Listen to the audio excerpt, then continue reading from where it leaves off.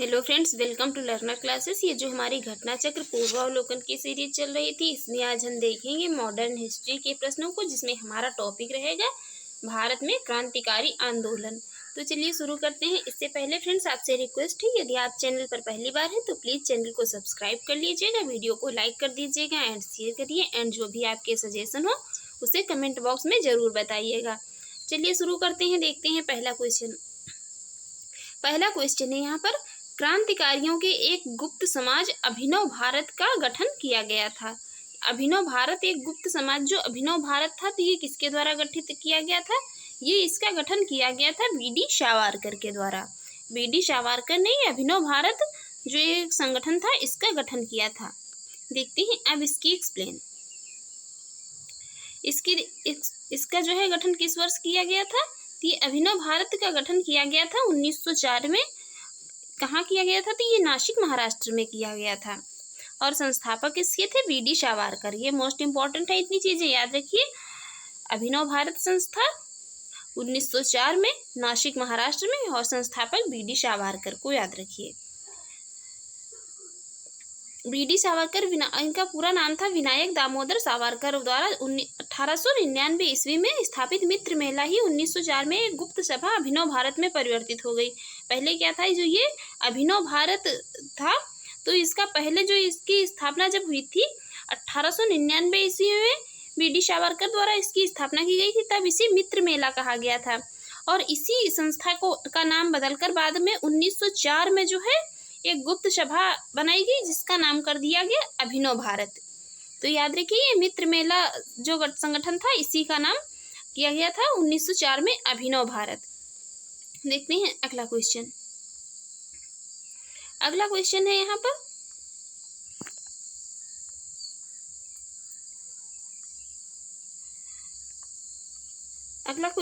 पर, अभिनव भारत से कौन संबंधित है? अभिनव भारत से यहाँ पर कौन संबंधित है? तो वो संबंधित है कौन? BD Savarkar. Right answer option A. अगला क्वेश्चन है यहाँ पर, निम्नलिखित में से किसने मित्र मेला संघ को शुरू किया था? ये मित्र मेला संघ को किसने शुरू किया गया था? क्योंकि मित्र मेला संघ जो था, इसी को बदलकर 1904 में इसी का नाम बदलकर अभिनव भारत जो है संगठन किया गया था। तो इसको शुरू किया था विनायक दामोदर सावरकर ने। Right answer option B. देखते हैं अगला क्वेश्चन है, 1905 में क्रांतिकारी संगठन अभिनव भारत संगठित किया गया था। तो ये कहाँ? ये महाराष्ट्र नासिक में किया गया था। Right answer option B. इसमें जो है ये बीडी सावरकर द्वारा क्रांतिकारी संगठन था अभिनव भारत, बीडी सावरकर द्वारा महाराष्ट्र नासिक में संगठित किया गया था, परंतु इसे 1904 में संगठित किया गया था, ना कि 1905 में। इसे जो है 1905 में यहाँ पर जो ये 1905 दे रहा है, ये यहाँ पर इनकरेक्ट प्रिंट हो गया है। इसका गठन जो है किया गया था कब? ये इसका गठन किया गया था 1904 में। देखते हैं अगला क्वेश्चन है यहाँ पर, निम्नलिखित में से किसने क्रांतिकारियों के संगठन अभिनव भारत को संगठित किया था? अभिनव भारत को किसने संगठित किया था? तो वो थे Vinayak Damodar Savarkar. Right answer option C. अगला क्वेश्चन है, बीडी सावरकर द्वारा स्थापित गुप्त संगठन था। बीडी सावरकर जो विनायक दामोदर सावरकर थे, उनके द्वारा जो गुप्त संगठन था, तो वो था Abhinav Bharat. Right answer option D. अब देखते हैं अगला क्वेश्चन है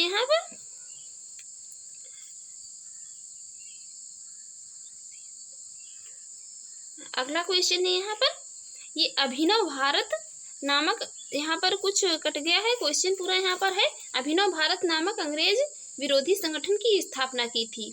ये अभिनव भारत नामक जो एक अंग्रेज विरोधी संगठन की स्थापना किसने की थी? तो वो की थी किसने? बीडी सावरकर ने। Right answer option B. देखते हैं अगला क्वेश्चन है यहाँ पर, निम्नलिखित में से कौन से कथन जो है बीडी सावरकर के बारे में सही है? यहाँ पर 4 स्टेटमेंट दिए हैं, बताना है कौन सा स्टेटमेंट जो है इनमें से बीडी सावरकर के बारे में यहाँ पर करेक्ट है। बीडी सावरकर के बारे में यहाँ पर करेक्ट स्टेटमेंट बताना है, कौन से स्टेटमेंट इन चारों स्टेटमेंट में से करेक्ट है। पहला स्टेटमेंट यहाँ पर पढ़ते हैं। पहला स्टेटमेंट है, उन्होंने अभिनव भारत नामक क्रांतिकारी संगठन की स्थापना की थी। एकदम ये पहला स्टेटमेंट जो है एकदम करेक्ट स्टेटमेंट है। उन्होंने अभिनव भारत नामक जो है क्रांतिकारी संगठन था उसकी स्थापना की थी 1904 में। दूसरा स्टेटमेंट है भारतीय राष्ट्रवादियों को प्रेरित करने के उद्देश्य से उन्होंने मैजिनी की जीवनी लिखी। ये स्टेटमेंट जो है यहाँ पर इनकरेक्ट हो जाता है। ये स्टेटमेंट उन्होंने जो है ये मैजिनी की जीवनी नहीं लिखी थी, सॉरी, यहाँ पर ये स्टेटमेंट करेक्ट है। यहाँ पर उन्होंने ये जो है मैजिनी की जीवनी भी लिखी थी। ये किसने? वी.डी. सावरकर ने जो ये भारतीय राष्ट्रवादियों को प्रेरित करने के उद्देश्य से क्या किया था, उन्होंने मैजिनी की जीवनी लिखी थी। तो ये दोनों स्टेटमेंट करेक्ट है। तीसरा स्टेटमेंट देखते हैं, उन्होंने भारत का स्वतंत्रता संग्राम 1857 नामक पुस्तक लिखी जो 1857 के विद्रोह का एक राष्ट्रवादी दृष्टिकोण प्रदान करती है। ये स्टेटमेंट भी यहाँ पर करेक्ट है। उन्होंने जो भारत का स्वतंत्रता संग्राम 1857 नामक एक पुस्तक लिखी थी, किसने? वी.डी. सावरकर ने। अगला यहाँ पर स्टेटमेंट है, ब्रिटिश कैद से मुक्त होने के लिए वे एक चलते जहाज से कूद पड़े थे। ये स्टेटमेंट भी यहाँ पर करेक्ट है। तो यहाँ पर ये जो चारों स्टेटमेंट है करेक्ट है, इसलिए यहाँ पर देखते हैं राइट आंसर क्या होगा। राइट आंसर हो जाएगा यहाँ पर कूट की सहायता से ऑप्शन ए। 1, 2, 3 और 4 चारों स्टेटमेंट जो है यहाँ पर क्या है, करेक्ट है। देखते हैं इसकी एक्सप्लेन। वी.डी. सावरकर तथा गणेश सावरकर ने मित्र मेला नामक संगठन शुरू किया। वर्ष 1904 में मित्र मेला के 200 सदस्य नासिक में एकत्र हुए तथा सावरकर ने मित्र मेला का नाम बदलकर क्या किया, अभिनव भारत करने की घोषणा की। सावरकर ने 28 सितंबर 1906 को मैजिनी की जीवनी को पूरा किया। उन्होंने भारत का स्वतंत्रता संग्राम 1857 नामक पुस्तक लिखी। सावरकर को इंग्लैंड से भारत यस मोरिया नामक जहाज से लाया जा रहा था। जब 8 जुलाई 1910 को जहाज मॉर्सेलस बंदरगाह पहुंचा तो ये क्या हुए, वी.डी. सावरकर ने क्या किया, ये ब्रिटिश कैद में थे तो ब्रिटिश कैद से मुक्त होने के लिए इन्होंने जो है चलते जहाज से छलांग लगा दी और कूद पड़े। परंतु फिर ये इन्हें क्या हुआ, इन्हें पुनः गिरफ्तार कर लिया गया था। देखते हैं अगला क्वेश्चन है, हेडगेवार ने किस वर्ष राष्ट्रीय स्वयंसेवक संघ की स्थापना की? तो ये कब की थी, ये की थी 1925 में, 1925 में। राइट आंसर हो जाएगा ऑप्शन डी। फ्रेंड्स, यदि जो है आपको हमारी वीडियो अच्छी लग रही हो तो आप जो है प्लीज चैनल को सब्सक्राइब कर लीजिएगा। देखते हैं अगला क्वेश्चन। अगला इसकी एक्सप्लेन देख लेते हैं। 27 सितंबर 1905 को केशव बलिराम हेडगेवार ने राष्ट्रीय स्वयंसेवक संघ की स्थापना की थी। इसका मुख्यालय, इसका हेडक्वार्टर याद रखिए कहाँ है, तो ये है नागपुर महाराष्ट्र में। राष्ट्रीय स्वयंसेवक संघ का हेडक्वार्टर या मुख्यालय है नागपुर महाराष्ट्र में। देखते हैं अगला क्वेश्चन है, युगांतर पार्टी का नेतृत्व किया था। युगांतर पार्टी का नेतृत्व किसने किया था, तो वो थे Jatindranath Mukherjee. Right answer option ए। जतीन्द्रनाथ मुखर्जी ने जो ये युगांतर पार्टी का नेतृत्व किया था। देखते हैं इसके एक्सप्लेन। जतीन्द्रनाथ मुखर्जी जो थे 1879 से 1915 तक बंगाल के क्रांतिकारी थे। वे विवेकानंद और अरविंद घोष की निष्ठावान अनुयायी और जो है युगांतर अनुशीलन समिति तथा गदर पार्टी जो है शरीकी क्रांतिकारी समितियों के सक्रिय सदस्य रहे। ये बाघा जतिन के नाम से भी जाने जाते थे। जो ये जतीन्द्रनाथ मुखर्जी थे इन्हें बाघा जतिन भी कहा जाता था। अगला क्वेश्चन यहाँ पर, वह कौन थे जिन्होंने अनुशीलन समिति की स्थापना की थी, तो वो थे पी मित्र। राइट आंसर ऑप्शन ए। देखते हैं इसके एक्सप्लेन। ये अनुशीलन समिति को यहाँ पर हम डिटेल में देखते हैं। अनुशीलन समिति जो है कहाँ कहाँ इसकी अगर स्थापना की गई, तो इसकी स्थापना यहाँ पर मिदनापुर में 1902 में की गई और ढाका में अक्टूबर 1906 में, कलकत्ता में ये जो है 2 मार्च 1902 में, और जो है ये 1902 में मार्च में ही कहाँ पर किसके द्वारा की गई, तो ये भी देख लेते हैं। यहाँ पर ये की गई थी, यहाँ इसकी स्थापना की गई ढाका में। मिदनापुर में इसकी स्थापना की गई ज्ञानेंद्र नाथ बसु के द्वारा, और यहाँ पर ढाका में की गई तो ये की गई पुलिन बिहारी दास जो कि सर्वाधिक संगठित थे। और यहाँ पर कब की गई, कलकत्ता में मार्च 1902 में ये सतीश चंद्र बसु शेखर के द्वारा की गई, और ये यहाँ पर इन सबके द्वारा की गई 1902 में कलकत्ता में। इसमें प्रमथनाथ मित्र इसके अध्यक्ष थे। जतीन्द्रनाथ बनर्जी जो कि बाघा जतिन के नाम से जाने जाते थे, और ये वारिंद्रनाथ घोष सुमित सरकार के अनुसार ये इतने लोगों ने यहाँ पर जो है मिलकर इसकी अनुशीलन समिति की स्थापना की थी। और इनकी सतीश चंद्र बसु शेखर बंदोपाध्याय की जो है पुस्तक के अनुसार ये यहाँ पर जो है एक्सप्लेन दी है। कुछ मोस्ट इम्पोर्टेंट पॉइंट और देख लेते हैं। 1902 में सरल घोषाल का अखाड़ा। 1902 में कुछ युवकों द्वारा क्या हुआ, आत्मोन्नति समिति का गठन किया गया। वारिंद्र नाथ घोष एवं भूपेंद्र नाथ दत्त के नेतृत्व में 1906 से युगांतर साप्ताहिक का प्रकाशन किया गया। हेमचंद्र कानूनगो थे, तो ये कलकत्ता अनुशीलन समिति के सहयोगी एवं बम विशेषज्ञ रहे थे। कौन? हेमचंद्र कानूनगो। देखते हैं अगला क्वेश्चन। अगला क्वेश्चन है यहाँ पर, वारिंद्र कुमार घोष की क्रियाकलापों ने एक गुप्त क्रांतिकारी संगठन को बंगाल में जन्म दिया। तो वो कौन सा क्रांतिकारी संगठन था? वो था अनुशीलन समिति। राइट आंसर ऑप्शन ए, अनुशीलन समिति। अगला क्वेश्चन है, वारिंद्र कुमार घोष जो थे किससे संबंध थे? तो उनका संबंध किससे था? उनका संबंध था अनुशीलन समिति से। देखते हैं अगला क्वेश्चन। अगला क्वेश्चन है यहाँ पर, अनुशीलन समिति थी, अनुशीलन समिति के संबंध में यहाँ पर 4 स्टेटमेंट दिए हैं, बताना है अनुशीलन समिति क्या थी। तो अनुशीलन समिति जो है एक क्रांतिकारी संगठन था। Right answer option D. अगला क्वेश्चन यहाँ पर, वारिंद्र कुमार घोष निम्नलिखित में थे किससे जुड़े थे? तो वो जुड़े थे किससे? अनुशीलन समिति से। Right answer option B. अगला क्वेश्चन यहाँ पर, बाल गंगाधर तिलक को लोकमान्य विशेषण कब दिया गया? इन्हें जो है बाल गंगाधर तिलक को लोकमान्य या नेशनल हीरो इन्हें कब कहा गया था? तो ये क्रांतिकारी आंदोलन के बाद जो है इन्हें लोकमान्य या नेशनल हीरो कहा गया। देखते हैं इसके एक्सप्लेन। जून 1897 में चापेकर बंधुओं ने पूना की प्लेग कमेटी के अध्यक्ष रैंड और लेफ्टिनेंट आयर्स्ट की हत्या कर दी थी। रैंड की हत्या को लेकर यह आरोप लगाया गया था। तिलक के नेतृत्व में पूना के ब्राह्मणों ने यह साजिश की थी। जुलाई 1897 में तिलक को भारतीय दंड संहिता की धारा 124A के तहत राजद्रोह के आरोप में गिरफ्तार कर लिया गया था तथा उन पर मुकदमा चलाकर उन्हें 18 महीने की कैद की सजा दी गई, जिसका देश भर में भारी विरोध हुआ। इस कारण क्या हुआ, तिलक अखिल भारतीय नेता के रूप में लोकप्रिय हो गए और जनता ने उन्हें जो है या लोकमान्य की या नेशनल हीरो की उपाधि दे दी। अगला क्वेश्चन है यहाँ पर, स्वतंत्रता आंदोलन के क्रांतिकारी आतंकवादियों का पहला महत्वपूर्ण साहसिक कार्य बर्रा डकैती का स्थान था। यहाँ पर बर्रा डकैती का स्थान बताना है। बर्रा डकैती का स्थान कौन सा था? तो यहाँ पर जो ये बर्रा डकैती का स्थान था ये था पूर्वी Bengal. Right answer option C. देखते हैं इसकी एक्सप्लेन। 1908 की जो है बर्रा डकैती का स्थान पूर्वी बंगाल में स्थित है। बर्रा डकैती करने वाले क्रांतिकारियों के समूह को पुलिन बिहारी दास ने नेतृत्व प्रदान किया था। यहाँ पर ये भी पूछा जा सकता है इसको जो है नेतृत्व किसने प्रदान किया था? तो इसको नेतृत्व प्रदान करने वाले थे पुलिन बिहारी दास। अब देखते हैं अगला क्वेश्चन। अगला क्वेश्चन है यहाँ पर, मुजफ्फरपुर में किंग्सफोर्ड की हत्या का प्रयास कब किया गया था?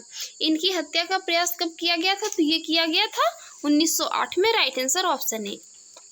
देखते हैं इसकी एक्सप्लेन। 30 अप्रैल 1908 को बिहार के मुजफ्फरपुर में खुदीराम बोस और प्रफुल्ल चाकी ने किंग्सफोर्ड पर क्या किया? बम फेंका, परंतु किंग्सफोर्ड बच गया। दुर्भाग्य से राष्ट्रीय आंदोलन से हमदर्दी रखने वाले जो है मिस्टर कैनेडी की पत्नी एवं पुत्री मारी गई। प्रफुल्ल चाकी ने पुलिस से बचने के लिए आत्महत्या कर ली तथा खुदीराम बोस को क्या हुआ? गिरफ्तार कर लिया गया था और गिरफ्तार करके इन्हें खुदीराम बोस को फांसी दे दी गई थी। देखते हैं अगला क्वेश्चन। अगला है यहाँ पर, मुजफ्फरपुर बम कांड 1908 का संबंध इनमें से किसके साथ है? तो वो किसके साथ है? वो है प्रफुल्ल चाकी और खुदीराम बोस के साथ में। तो यहाँ पर खुदीराम बोस आंसर में नहीं दिया है, तो इसलिए यहाँ पर राइट आंसर होगा ऑप्शन सी, प्रफुल्ल चाकी। अगला क्वेश्चन है यहाँ पर, निम्नलिखित में से किसने बड़ी बुद्धिमानी के साथ अलीपुर षड्यंत्र मामले में अरविंद घोष का बचाव किया था?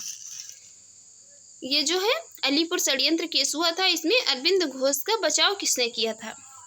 तो अरविंद घोष का बचाव करने वाले थे वो थे चितरंजन दास। राइट आंसर हो जाएगा ऑप्शन ए, चितरंजन दास। इस देख लेते हैं इसके एक्सप्लेन। अलीपुर षड्यंत्र मामले 1908 में अरविंद घोष और उनके भाई वारिंद्र घोष सहित कितने 39 लोग जो है अवैध हथियार रखने के आरोप में गिरफ्तार किए गए थे। इस मामले में 17 लोगों को सजा दी गई थी, परंतु अरविंद घोष रिहा कर दिए गए थे। इस मामले में अरविंद घोष का बचाव एड़ी चोटी का जोर लगाकर जो है चितरंजन दास ने किया था।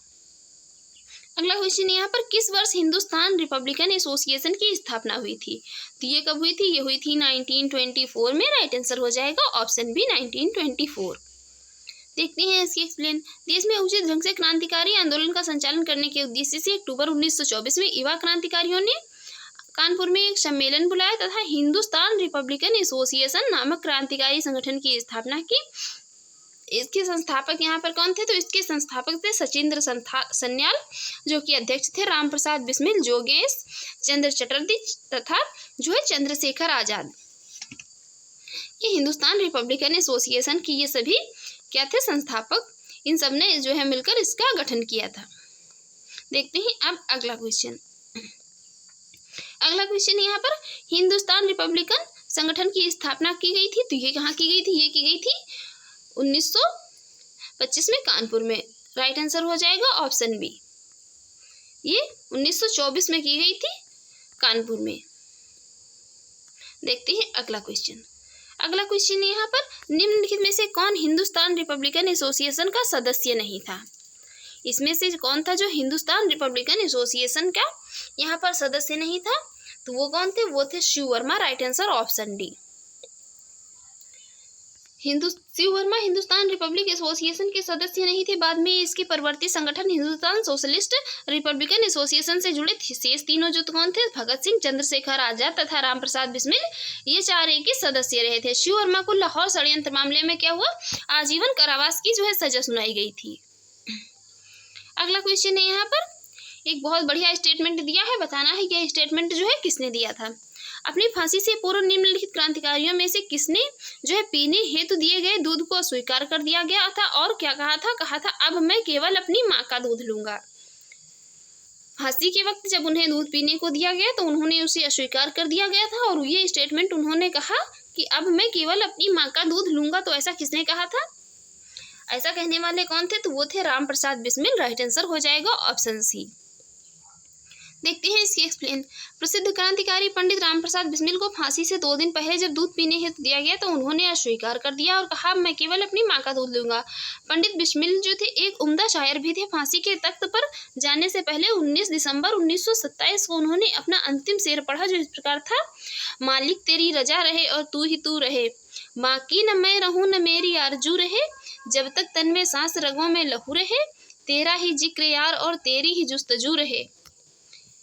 ये उन्होंने जो है आखिरी अपना शेर पढ़ा था। किसने? पंडित राम प्रसाद बिस्मिल ने। देखते हैं अब अगला क्वेश्चन। अगला क्वेश्चन है यहाँ पर, अगला क्वेश्चन है निम्नलिखित पंक्तियों को किसने लिखा था? सरफरोशी की तमन्ना अब हमारे दिल में है, देखना है जोर कितना बाजू ये कातिल में है। ये जो है ये लाइनें किसने पढ़ी थी? तो ये लाइनें पढ़ने वाले थे कौन? वो थे राम प्रसाद बिस्मिल। राइट आंसर है हो जाएगा ऑप्शन ए। कभी कभी जो है इन पंक्तियों को याद रखिए, ये पूछ ली जाती हैं। बिस्मिल अजीमाबादी जो है, अजीमाबादी का वास्तविक नाम क्या था? ये राम प्रसाद बिस्मिल जो थे इनका अजीमाबादी इन्हें कहा जाता था। इनका वास्तविक नाम था सैयद शाह मोहम्मद हसनवी। वर्ष 1901 में पटना से 300 किलोमीटर दूर हरदास बिनाहा गांव में पैदा हुए थे। यह गजल उर्दू में लिखी गई थी। एक वर्ष 1922 में काजी अब्दुल गफ्फार की पत्रिका कौन थी? सबाह में छपी थी। अगला क्वेश्चन है यहाँ पर प्रसिद्ध गीत सरफरोशी की तमन्ना अब हमारे दिल में है के रचयिता कौन थे? तो वो थे Ram Prasad Bismil. Right answer option D. अगला क्वेश्चन है निम्नलिखित में से किसको अंग्रेजी सरकार ने काकोरी षड्यंत्र के मामले में फांसी पर चढ़ा दिया था? तो वो थे राम प्रसाद बिस्मिल। देखते हैं इसके एक्सप्लेन। अक्टूबर 1924 में सचिंद्र सन्याल, राम प्रसाद बिस्मिल तथा चंद्रशेखर आजाद ने कानपुर में क्रांतिकारी संस्था हिंदुस्तान रिपब्लिकन एसोसिएशन की स्थापना की थी। इस संस्था द्वारा 9 अगस्त 1925 को उत्तर रेलवे के जो है लखनऊ सहारनपुर संभाग के काकोरी नामक स्थान पर 8-9 सहारनपुर लखनऊ पैसेंजर ट्रेन पर डकैती डालकर सरकारी खजाना लूट दिया गया था। यह घटना काकोरी कांड के नाम से प्रसिद्ध हुई। इस कांड में 29 क्रांतिकारियों को गिरफ्तार किया गया, जिसमें क्या था? राम प्रसाद बिस्मिल, अशफाक उल्लाह, रोशनलाल तथा राजेंद्र लाहिड़ी को फांसी हुई थी, जबकि चंद्रशेखर आजाद क्या थे? फरार हो गए थे। हिंदुस्तान रिपब्लिकन एसोसिएशन के यही एकमात्र सदस्य थे जो कभी की पुलिस की गिरफ्त में नहीं आए, ये काकोरी कांड मुकदमा से बच निकले थे। अंत में 27 फरवरी 1931 को इलाहाबाद में ये अल्फ्रेड पार्क में जो थे पुलिस मुठभेड़ में मारे गए थे। काकोरी कांड से संबंधित मुकदमे में सचिंद्रनाथ बख्शी, मुकुंदीलाल एवं मम्मथनाथ गुप्त भी जो है शामिल थे। देखते हैं अगला क्वेश्चन। अगला क्वेश्चन है यहाँ पर काकोरी षड्यंत्र किस वर्ष में हुआ था? तो ये हुआ था 1925 में। राइट आंसर हो जाएगा ऑप्शन बी।